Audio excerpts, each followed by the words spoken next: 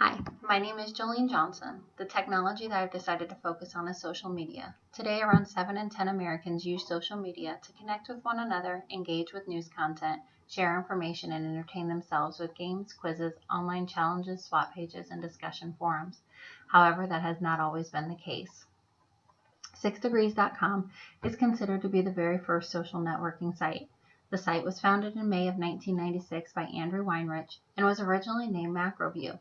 It launched its debut the following year in 1997.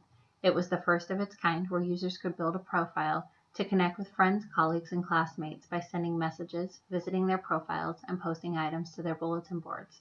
6 Degrees was given its name based on the 6 degrees of separation concept associated with Kevin Bacon, where no person is ever more than 6 people away from knowing anybody.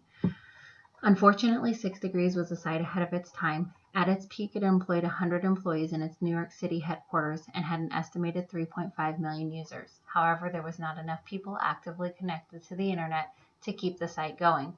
It was sold to Youthstream Media Networks in December 2000 for $125 million. In 1999, the first blogging sites began to emerge and are still widely used today. Blogging brought social media to a new level with the turn of the millennium. Sites began to pop up everywhere. In the early 2000s, MySpace, LinkedIn, Photobucket, and Flickr were born. The launch of YouTube in 2005 created an entirely new way for people to communicate by being able to upload videos to share. Facebook and Twitter became available to users in 2006. Following suit were sites like Instagram, Spotify, Foursquare, and Pinterest. Online dating sites began to allow people a new way to interact and get to know one another. There has been an enormous increase in social media usage worldwide, with over 2.5 billion users and Facebook being the most frequented site. Studies have shown that the purpose of usage is vastly different depending where in the world the user is. Agro states that according to a globally conducted study, 85% of users use social media for business purposes, including building networks for business contracts and highlighting personal and professional expertise. 97% of its users use it for personal matters like connecting with friends and family, reading social media content, and connecting with like-minded people. As in the case of Abasco, as social media has gained momentum over the years, it has become less shaped by and more the shaper of its environment. Consumers' behavior is changing how social media will evolve in the future.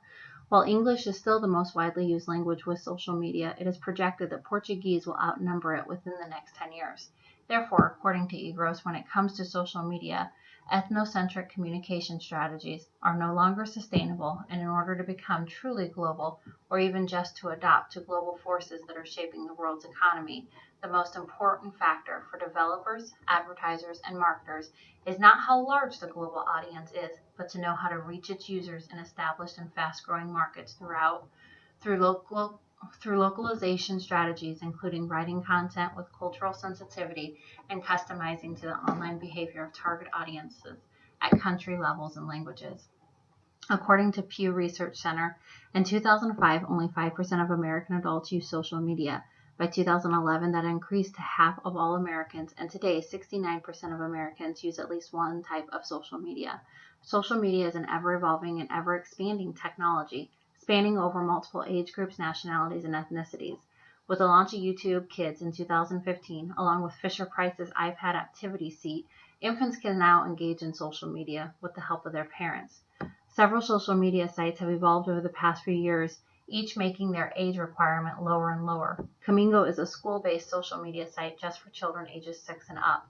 Club Penguin has chat rooms and games designed for kids 7 and up.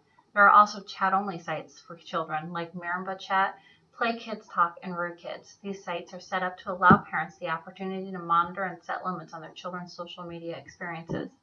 Based on recent data, 73% of adolescents and young adults use social networking sites.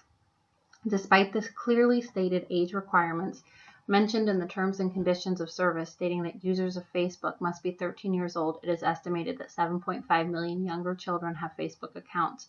On average, 11 to 18-year-olds spend over 11 hours per day exposed to social media sites. Studies have shown that individuals between the ages of 18 to 19 are most prominent social media users. Late adolescents and emerging adults average approximately 30 minutes per day just on Facebook alone, often beginning and ending their day checking their social networking posts.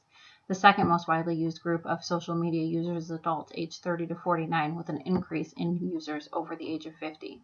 Though social media has been formed for a multitude of wonderful purposes by encouraging others to engage with friends and family, to promote their business and brands, it has undoubtedly changed how people interact with one another. It has diminished the need for face-to-face interaction. Suicide rates have risen due to cyberbullying with children. Sexual predators are able to prey on young and unsuspecting teens by catfishing. Child abductors use parents' social media sites as a way to find personal information out about their children. Pimps use social media sites to promote their prostitutes. As Johnson and Weimer state, the world outside of technological systems either shapes them or is shaped by them. Police officers have adopted this philosophy of catfishing in order to help catch criminals. They will log into the social media sites pretending to be young children, women, or whoever it is the criminal is looking for, and have random conversations that often to lead to their arrest. Social media is a great concept, but it is not without its problems, both small and some catastrophic. Social media is undoubtedly here to stay, so eliminating it will never be the answer. However, I believe that with a little innovation, there are many possible scenarios that could help some of the problems we are faced with cease to exist.